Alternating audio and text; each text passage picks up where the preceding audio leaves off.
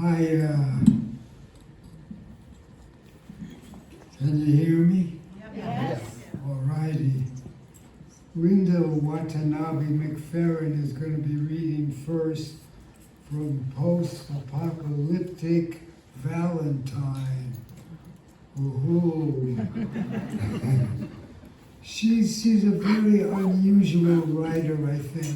Vivid, and she'll shake you up. Whatever you're thinking you know, she'll make you question it. And I want to read a few little squibs because it's very hard to describe. It's better heard. The opening poem, Dark Parent, has a ninja assassin who hovers over the poem, and as you break cover, as he knows you will, I'm assuming a ninja is a he, but maybe it's a she, maybe it's a they. But he says you're a target because you are heavy and slow and human and do not love the void, your dark parent, the only thing that can shield you.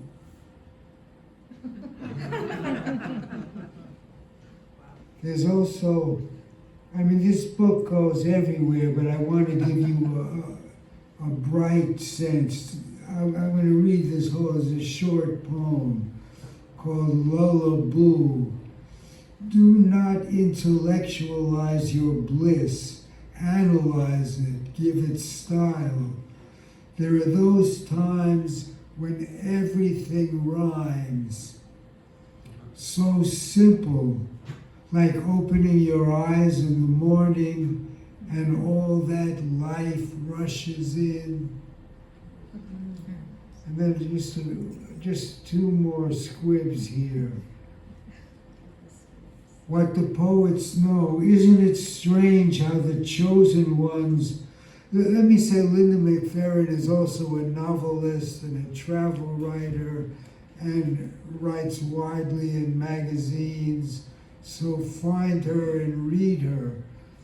But what the poets know, isn't it strange how the chosen ones are always the most tormented? How a so-called higher calling generally turns out to be a one-way ticket to oblivion.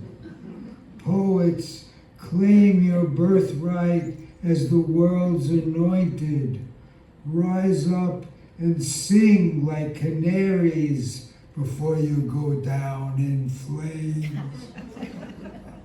And just this is the last poem. It's a very short poem on Pluto. That girl is so attractive. You have to wonder what she's doing on stage in a comedy club with a rubber chicken.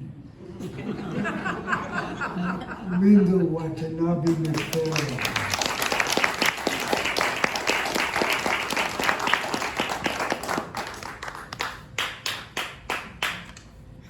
Thank you, Richard, and thank you everyone who's coming. Oh my God, what an honor to have you read those poems. You read them better than I do.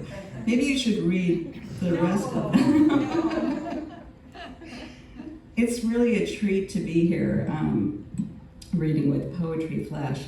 When I first started out many years ago, I guess it was way back in the 80s,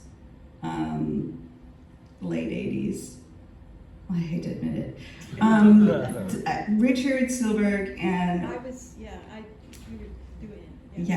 yeah, and Joyce Jenkins I was on the other end. they were just the center of the poetic universe, along with my teachers and the wonderful people who brought me into the poetry world and saved me from a lot of distress and misery, and they're sitting there too, with the Berkeley Poets Cooperative, Charles Endrican and Gail Endrican. So it's just really an honor to have them here too. It's sort of like the best of the best are here.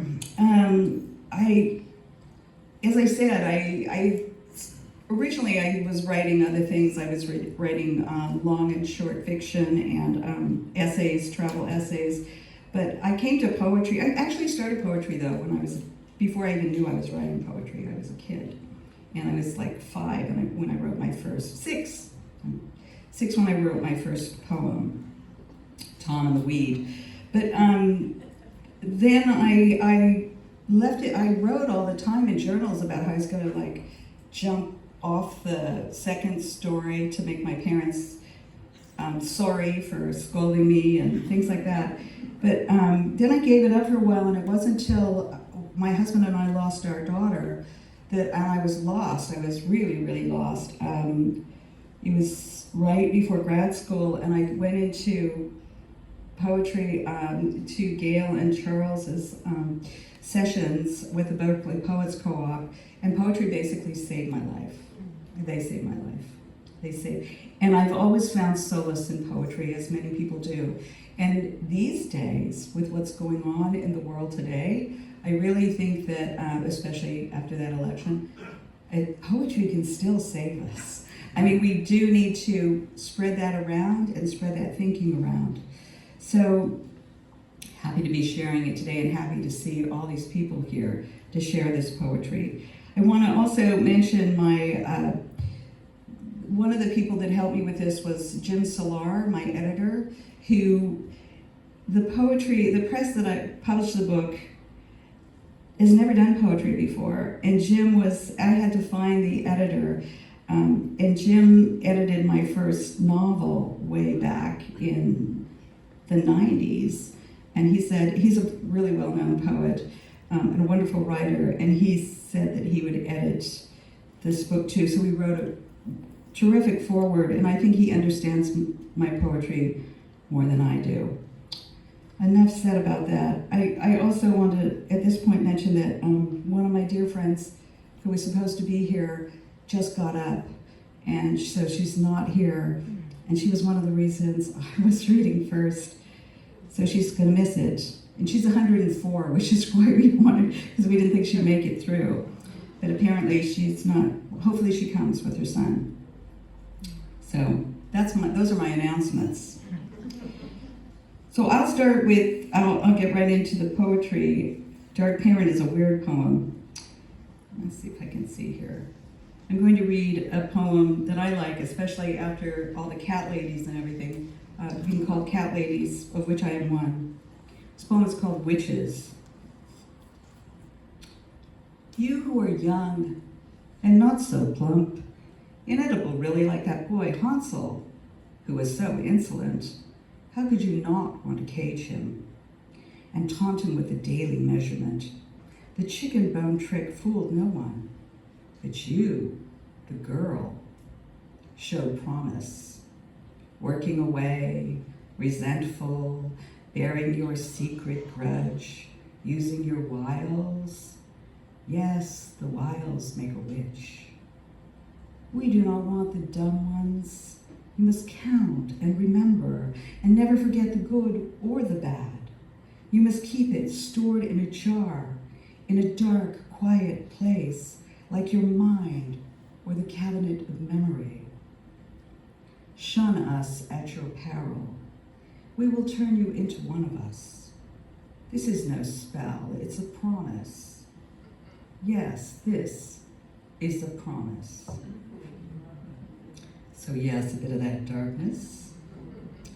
The next poem I'm going to read is a more romantic poem. Sometimes I'm inspired to romanticism. And this was with my husband Lowry, who's here tonight. This is called The Almond Grove, and it took place in Fresno, California. For those of you who were talking about Fresno earlier. It's a beautiful place. 4 years ago, I've been gnashing over the bitterness. For 4 years, I've been gnashing over the bitterness of almonds. You know, that Fresno morning in the cold grove after we stuffed ourselves on the unripe nuts. Our mouths met in a kiss lined in acrid surprise. I have been combing metaphors for what I thought was lyrical. Some moments are epiphanous.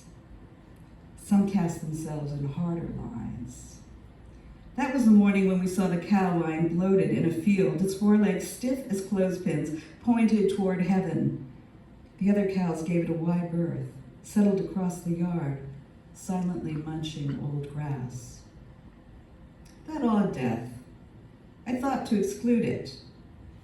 It's somehow fitting, like the rain-soaked almond husks decaying, collapsing when our thumbs push through them, or the clean, white teeth of the almond meat. Is love a dumpster dive? I love bad boys. Not the kind that behave badly, the ones gone bad, the rotten ones. Dig in, dig in. Sometimes you find perfection, or very nearly. Something, someone to get you through a bad night, another day, a lifetime. Sometimes the whole thing makes you sick. But you have to eat, right? Well, the rotten ones are free. This is some of these poems at the beginning. If you read the book, you'll see that they are written with me and Erin Orzen, who is actually not a real person. She's a figment of my imagination. She was a character, the zombie character in Dead Love, which is a novel that I wrote. This one is Post-Apocalyptic Valentine. And I wrote it because I had seen I had gone into a post office and they had all those stamps that they put on the mail, like fragile. And I thought, oh, what a wonderful poem those make. So this is Post, P-O-S-T, Apocalyptic Valentine, which is the title of the book, and very appropriate to our times. And it was written out of love for someone. My heart, my love, fragile, was on the line, handled with care. When everything went haywire, contents may shift under pressure.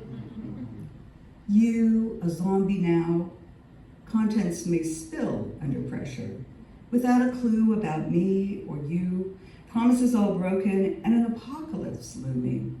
Urgent, urgent, urgent. I need to send a bullet, special delivery, into your brain, express mail. I am so sorry. Return to sender, addressee unknown. Okay, so dark love. Here's, I write about that a lot. This one's called Romance.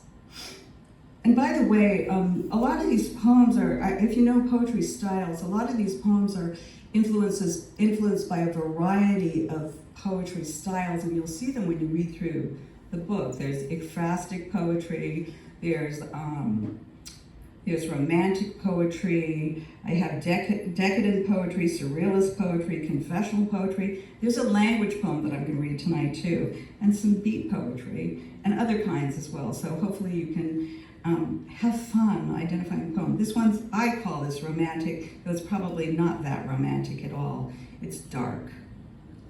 It's more decadent.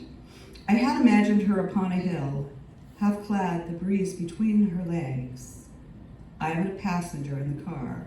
The car is going nowhere. Once I saw her in a rowboat, drifting out to that little island way out in the bay. There are certain details about my job that torment me. She's always in some vast and open space, abstracted and remote. Last night I had a dream in which the rats finally eat the man's face. Yesterday, the dress she wore was white, her shoes the same color as cream.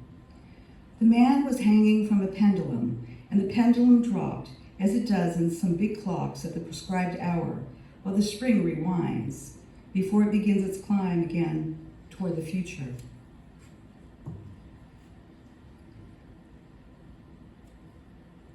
Okay. So it's divided into sections. The first one is Post-Apocalyptic Valentine. The second one is Heartbreak. So I'm going to read a few from Heartbreak.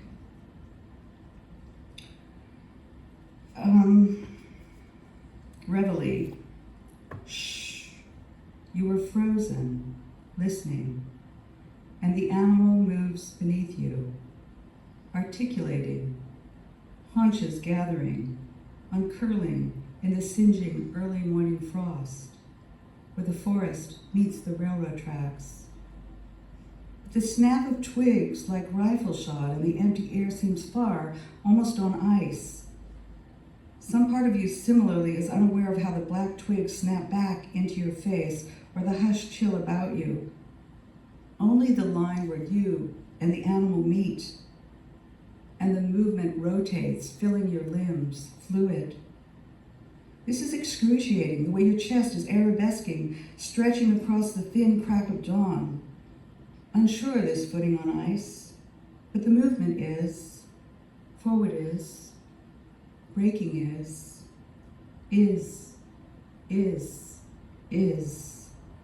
Icicles melt, and the forest hisses like a train.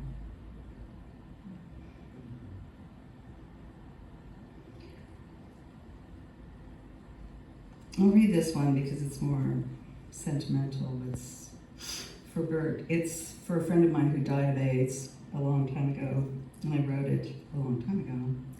For Bert, 1. Is it odd, or is it only the angle, the way it reflects, smaller and somehow smaller, like muscle exhaustion, the way you are relaxing away from us? Or is it we who are drifting? You shining in the way of an object newly placed, having the halo of wholeness had only by completed acts. Your kisses are walking on eggshells. Have we become cubes and spheres merely an inarticulate landscape, abiding by its subsets of rules? You are the object passing out of my realm, as I am passing out of yours. You have your own requirements, things insistent as breath. A myopic haze settles over you, diffuse but separate, as something fading out of view. And I am astounded by the quietness, a silent room, the furniture draped in sheets, the mantelpieces littered with old photos of friends. I watch you arranging flowers, or simply getting a drink, the tap water running into the glass, and your patience arrests me. You are slipping away through my fingers, each embrace smaller until you are a mouse, silent and brown, with very dark eyes, the delicate heave of your chest unshuttering heaven. 2. I did not go to the graveside. Why observe another set of abstractions, rectangle box, the neat cuts in earth, or flowers resting, the way your smile would come and go, when the weight of this predicament would settle upon you, that incredible question that neither of us has any answers for. There is nothing really that I have to hang on to or would care to, were it given to me, a piece of your favorite shirt, faded and striped, the old clothing, sizes too large, but this may be the distance between points, the grasping in air for a handhold that fails to materialize, and this endless interchange and empty walls across wide floors. Is it we who are drifting? In a way, the world has stopped moving.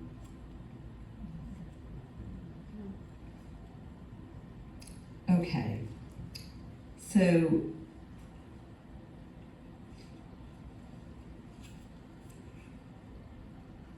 now to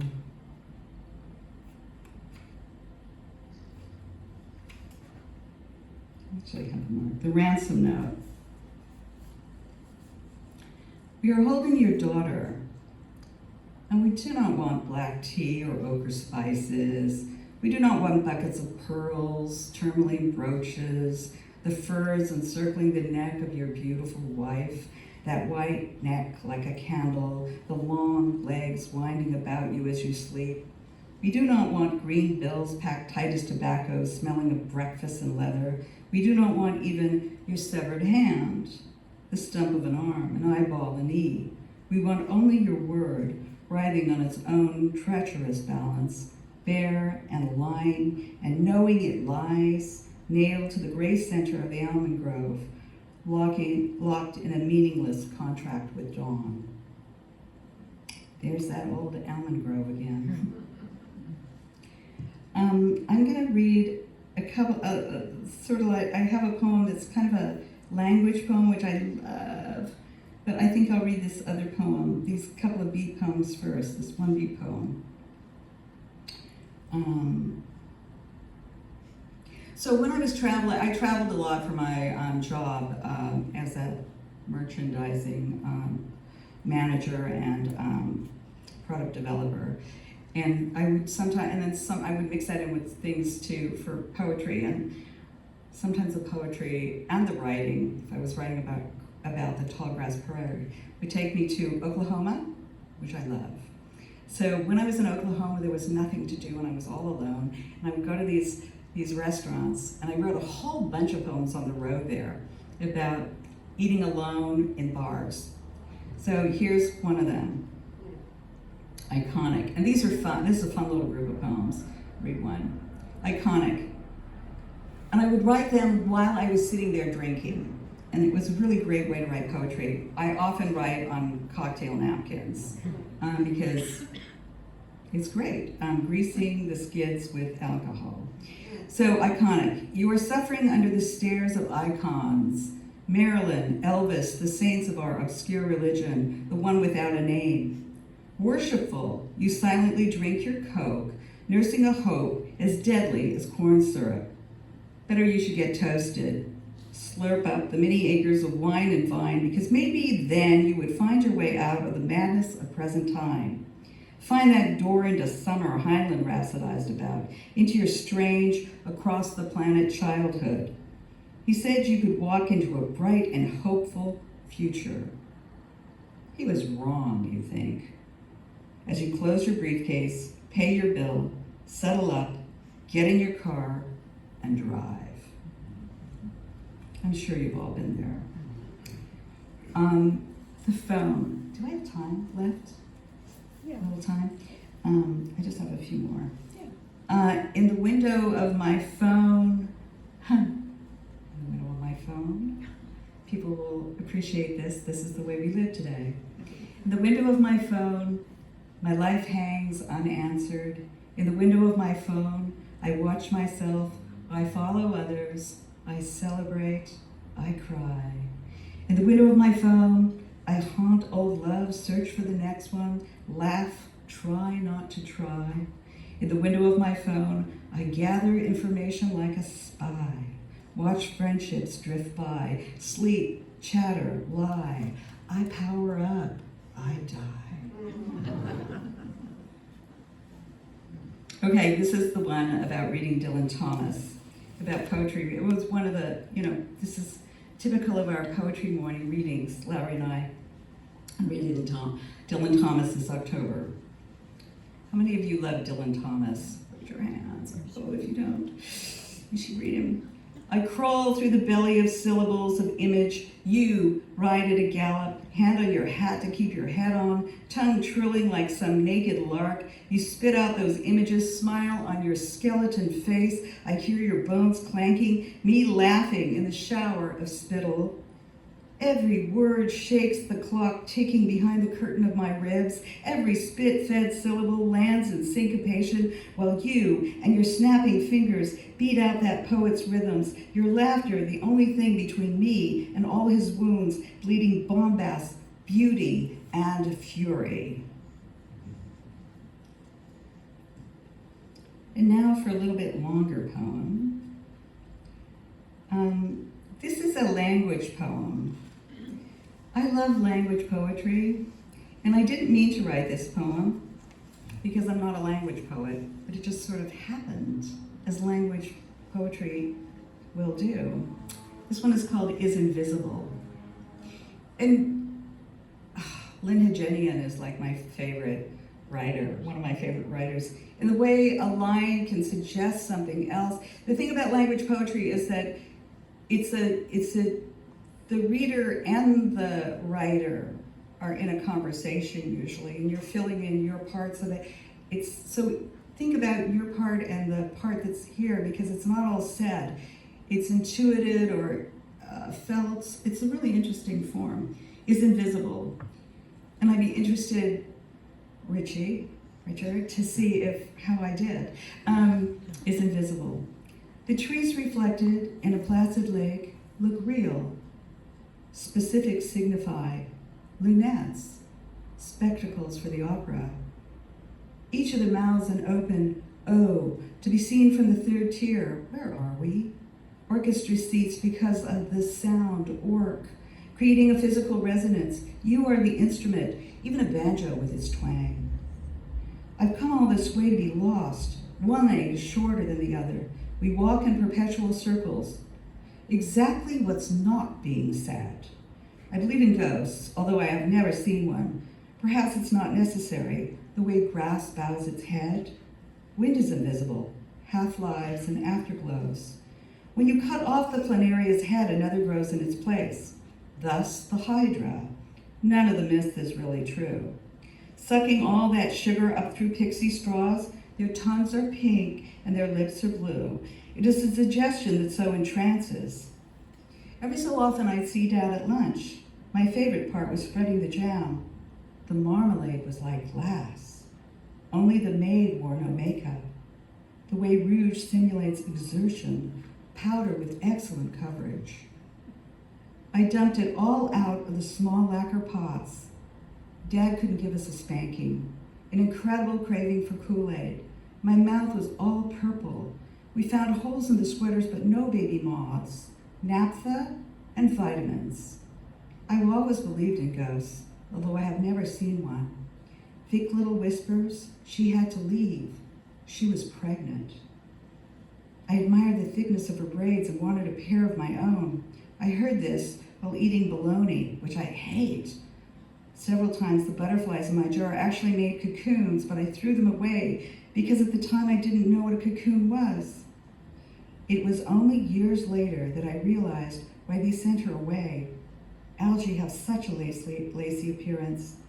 I've always believed that thing about frogs. The tadpoles were terribly ugly. We threw them away before they became frogs. Technically, if you want to be truly precise, we both died at 30, the rest of our lives being spent as ghosts. So I'm going to read, I think I'm going to read one more, and then I shall give up my post here. Unless I become, I'll read this one, and then, this is a ekphrastic poem, so those are poems about another piece of art. And I once went to the Getty Museum, and I was supposed to do an article about the Getty, and instead I spent I did write the article because it was due, but instead I spent the whole day writing poems in front of each of the statues, which was very Percy Bysshe Shelley of me, Ode to a Grecian Urn. But I got into this habit of writing poetry about things and statues. This one was in Germany, and it's called Mysterious Screw, after a sculpture by Bernard Luckenbuehl, 1929 to 2011. So see if you can envision the piece of art. Donna, Madonna, woman of metal and rust, Beatrice working hard, mystical inspiration, metal-looped intestine and noodle hair waving about your wingnut face. You were standing, leaning into the job on your crowbar foot. Crowbar leg, the foot like a single cloven hoof. Your great metal hip, a sturdy double-bolted pelvis on a gracefully curved, gently dividing thigh. Mysterious signs are buried there under the rust, and you carry on the Spanish bracket of your only shoulder that strange ladder with its 10 circular rings for me to climb to the heavens. And I think I'm going to end with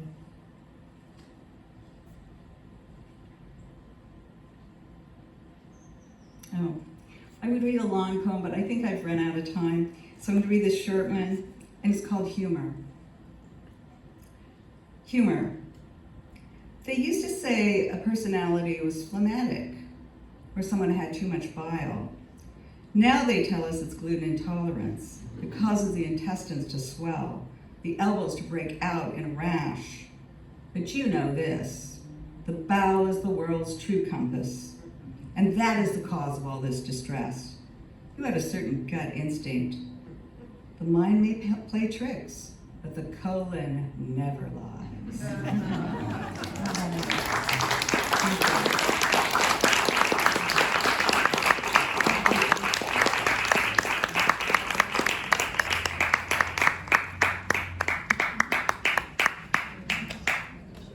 Linda Watanabe McFerrin.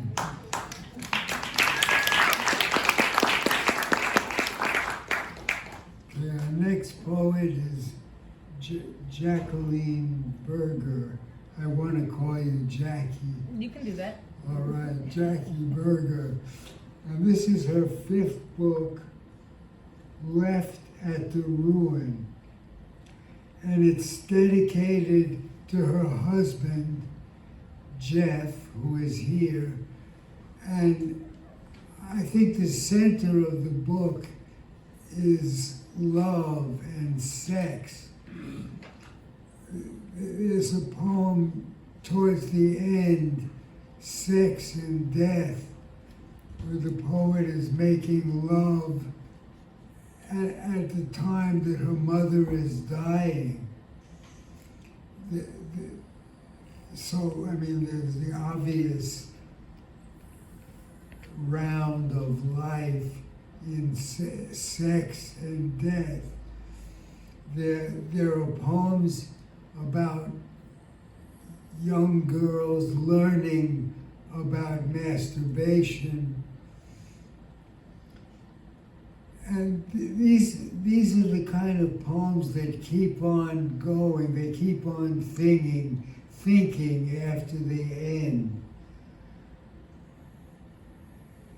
And then this is sort of silly, but Left at the Ruin, I remember thinking, what does that mean? Does that mean you're abandoned at the ruin, or turning left at the ruin, which is what it turns out to be?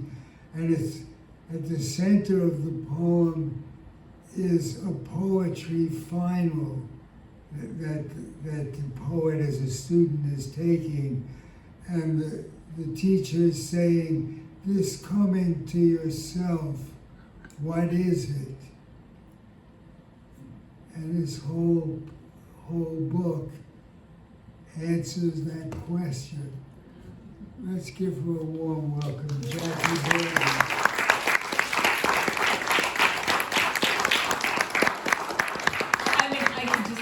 I could just say good night now because Richard has, given me such an amazing introduction. That was so beautiful. Thank you. I hope that, thank you. It's lovely to be here. Is the sound okay? Yes, yes. It's lovely to be here. It's lovely to have so many people in the audience. That's great. I want to start by giving a huge thank you to Joyce and Richard and to Poetry Flash. You really have been just so supportive across decades with my work. And so thank you, thank you, thank you. Yeah. And also, how many books must Richard read, in a month, and that he was like being able to quote specific lines? That's good. I don't know that I could do that. Oh yeah, that poem. So thank you. So there was that election, and I'm not going to talk about that, but one thing I want to talk about is I realized, should I wait till the kerfuffle a little bit? It's okay. Okay, I realized in putting together the reading that I write a lot of poetry out of a kind of middle distance, and that is observing people I don't know and that sort of poetic imagination. And so I want to start with some of those poems that take place from that middle distance. But I've been thinking about that, post-election, that what do we all say, those of us who are in this particular bubble, we all say it's unfathomable, these other people. What could they possibly be thinking? And it does strike me that poetry in particular and art in general does that empathetic imagining of other people.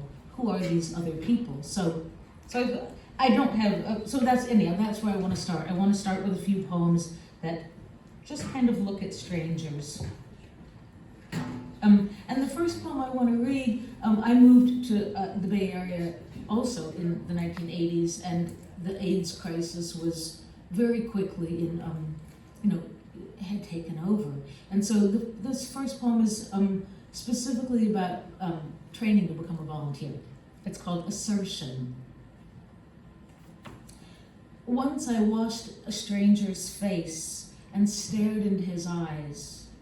We were learning how to sit with the dying, the plague years, young men walking with canes in our city, skeletal, bruised. The opposite of assertion, to be seen unarranged. I will stare into your catastrophe and let you stare into mine. He worked for the opera, the stranger before me. Your face without makeup, he said. How beautiful. That's what seemed to surprise him.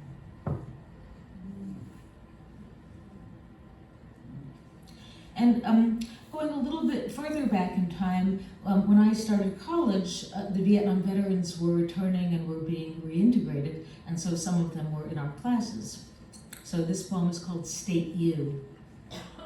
One classmate, old, 30 or 27, had been to war. The war was over. Intermission between this war and the next. The teacher asked him for his sources, but he didn't know there were stairs, that the library started on the second floor. He'd wandered the lobby level, couldn't understand where the books were. What a thing to admit. Now he is starting to cry, the war still ringing in his ears and exploding behind his eyes.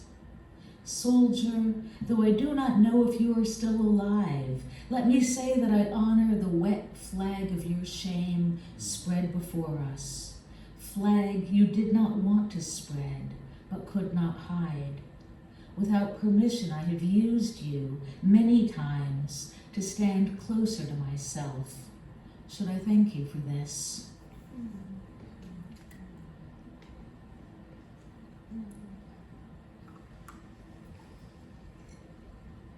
And one more in that little cluster of stranger poems, looking at people you don't know.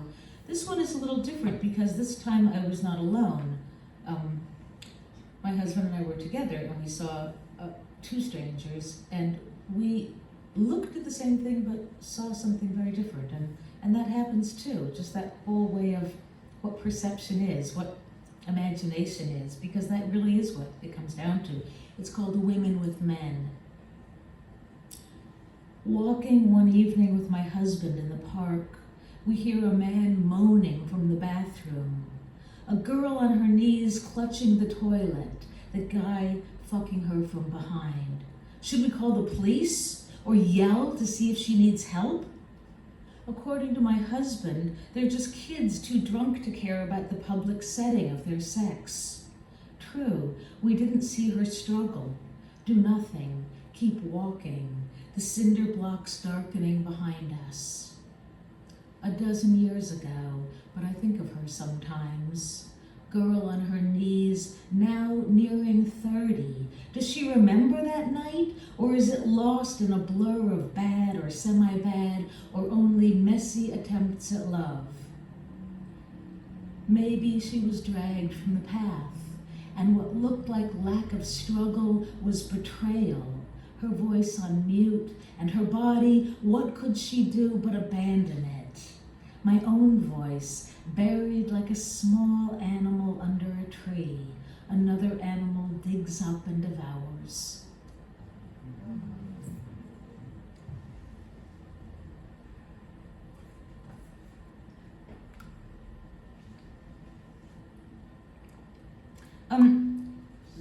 This next poem, it's not really a companion piece to that other one, but I heard somewhere that somebody did a survey of women and asked them if you could choose your superpower, what would you want it to be? Would you like to be invisible, or would you like to be able to fly? So This is called Superpower. Turns out most women want to disappear. Forget flying, mythic, heroic, swooping down to save the weak from the cruel. We'd rather be invisible, get away with shoplifting, watching sex, walking all night, slipping the leash of safety, its endless warnings against.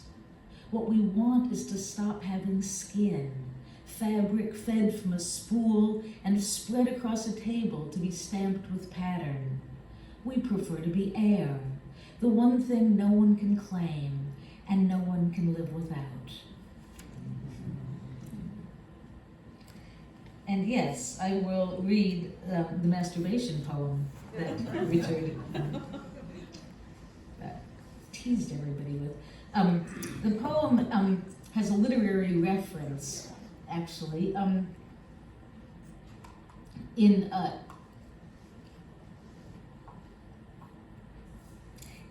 the Odyssey, Homer uses several stock phrases to describe things, and one of them is rosy-fingered dawn.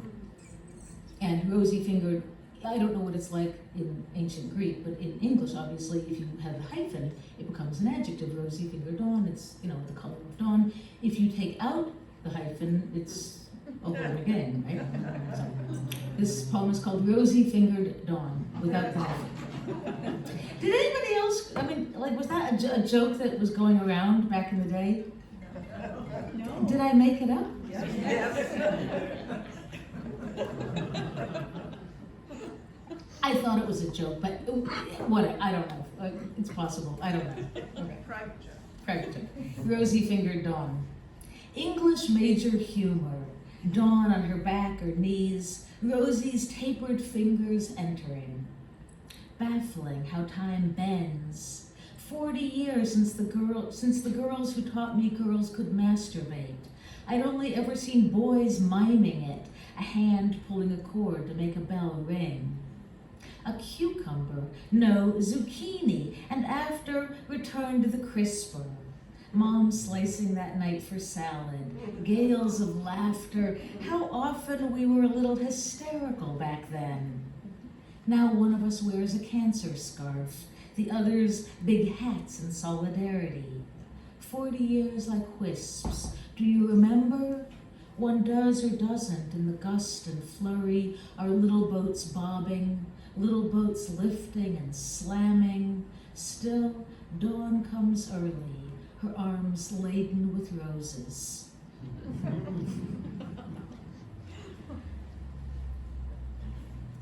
Yeah, that's all true.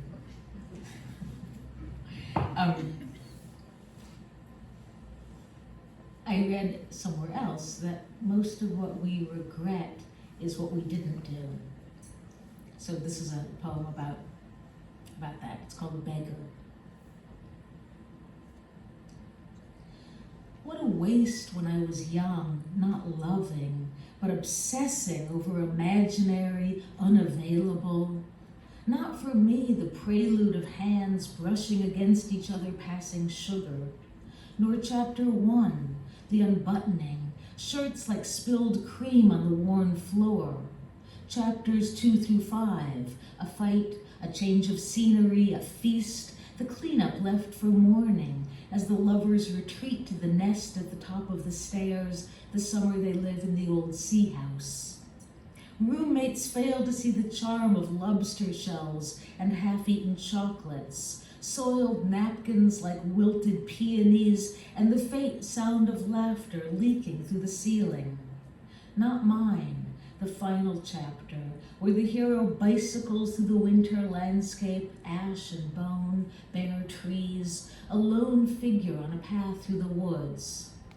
My heart was a tin cup, rattling its single coin like a beggar on the corner as the lovers passed, one's hands tucked in the other's back pocket, the whole sky laying down for them its silver.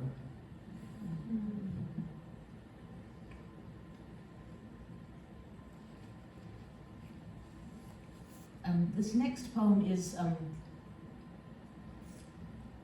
I guess it's kind of a midlife poem, though I suppose you could feel this way at any age, but that feeling of just like, what next, what should I do, kind of stymied in a sense. It's called forecast. Maybe it's Saturn, returning after a slow orbit of the sun to its natal position on my chart, that's throwing cosmic dust like grit in the gears.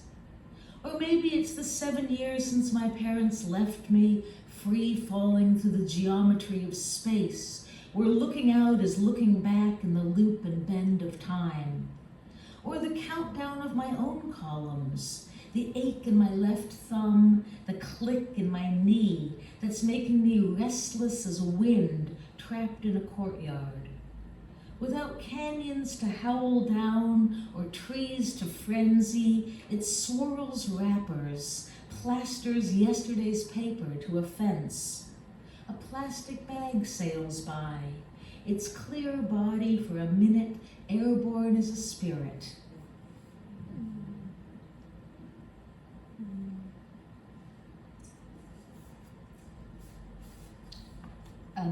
I know that Freud was very interested in creative writing and what made somebody a writer. And it makes sense because, you know, the bread and butter of his work was free association, and that's, you know, what we do, except with, you know, on the page. So I think this quote is maybe attributed to Freud. I don't know if it really came from him, but the quote is, "The artist dreams aloud and in public," and I do like that. So the poem is really thinking about how you become a writer. It's called Method. Write down every thought as it arises, develops, passes its baton to the next, without fabrication or hypocrisy for 3 days, after which, Freud, quoting a minor German romantic, you will be a writer. Does the pencil change the mind's meandering, forcing focus, fabricating? Capture the calculus of association. Enter the art house or cineplex of thought. If auteur, then brooding. If big budget, then garish emotionality's grand explosions, bodies somersaulting through air. Be a flaneur, passing windows and winter trees. Include the hours when the inner talker is a bureaucrat at a metal desk, tallying the petty complaints of a day. Notice how often you repeat yourself. Believe you are finally admitting what's true.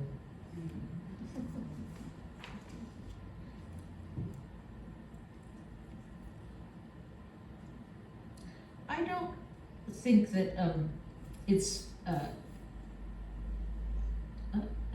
I don't think it's compulsory to write about the most embarrassing thing that you can think of, but I do think, I mean, why not? Just why the hell not? But actually, more and more, I feel that the act of writing is the act of entering the city of refuge. You know, the place where you're not going to be punished, you're not going to be shamed, you're not going to be censored, and so here you go. The poem is called Telling, and it is partly a dream and then partly not a dream. Telling. I peed in the chair last night. Walked right by the restroom. On my way to the podium, I'm going to read a selection from my recently published. Detoured into the kindergarten, stuffed myself into a wee chair and went. I'd like to be hit over the head by my dreamer, night poet, who encourages me to tell you about the time in the mountain diner I laughed so hard I burst and left a pool under the table, which made us, old friends and ex, laugh harder, and I sailed my soiled pants, light cotton, it was summer, out the window to dry as we drove. In my nice black skirt and boots, adjusting the mic, we are born not only naked but wet. Smattering of applause, and now you can go back to your own life, which is waiting, if you're lucky, to expose you as mine does, pant legs wide as wind sleeves in the August air.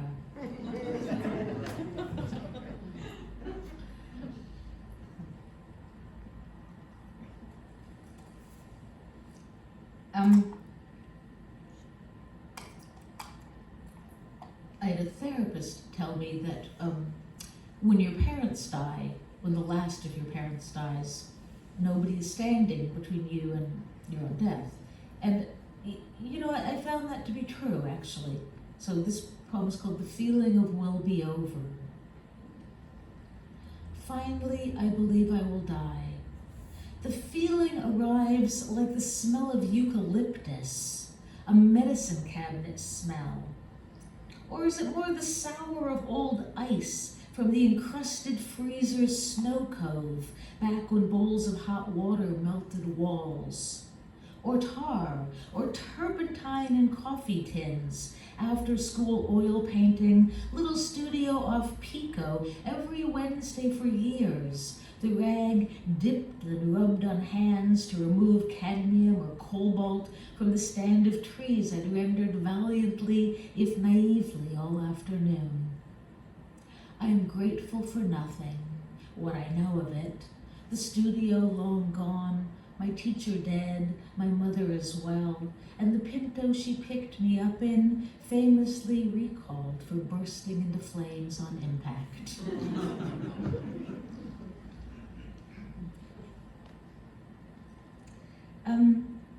I think I'll read 2 more poems.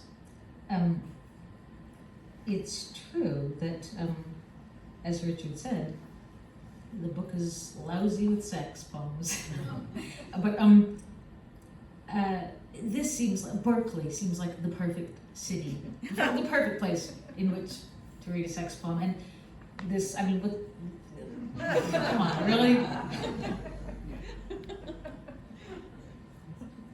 Nothing but mood lighting. So the poem is called Loophole. The origin is a narrow aperture, arrow slit, or loop that's come to mean an opening in any structure, be it castle or marriage.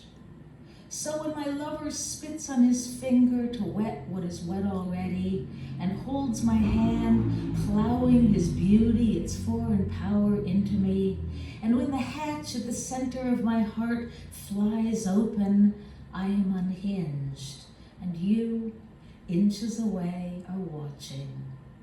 Fidelity's loophole. You have never seen me so ecstatic, and love me more for what you see. On our sofa, I pull the throw over myself, and you, under, join me in the small dark, animals in a tunnel of wet leaves. We are ourselves again, the festival of madness behind us. Though I still pine, your word, for the one I barely know and now it seems can't live without. Give desire a boundary and it sails across. Marry it and see how quiet and still, growing downward in deep soil. We have no idea how to live.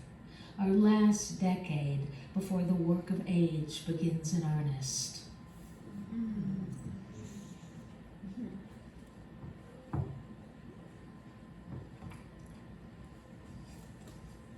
And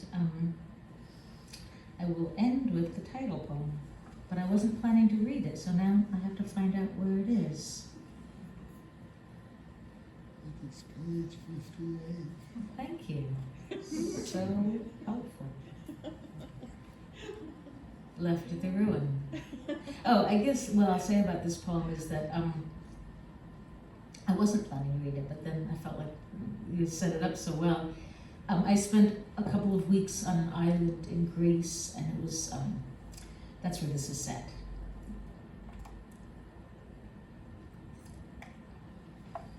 I'd gone for a writing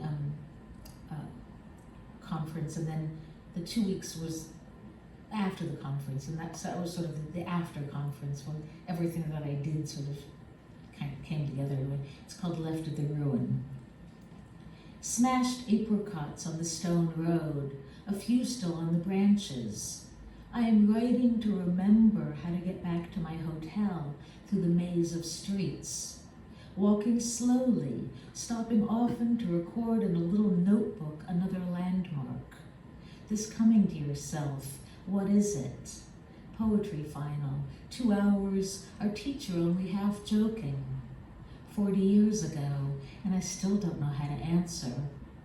Frying onion, aubergine, is scent a landmark? Is sound? The breakfast dishes in silver, a woman's voice, then a cry, child or cat, town of strays sleeping in the shade. Pay attention is as close as I get. But how often must I pass before the mind claims what the eye must surely each time see? Pink elephant on the poster, martini in its trunk, then the ubiquitous cock and balls, purple on a passage wall. Thank you, young scrawler, for your anxious expression of power, for the marker. And thank you to the young woman in the dress shop, bored, waiting, it seems, for her life to begin. And to old women, bow-legged and black, the shuffle of their slippers on stone, these vertical streets. A final is never final. I am still afraid of myself, though less so. Now I have almost made it back. Left at the ruin, its open wound of plaster and rust, then right at the hotel's old gate. Open, it seems as though it hasn't shut in years.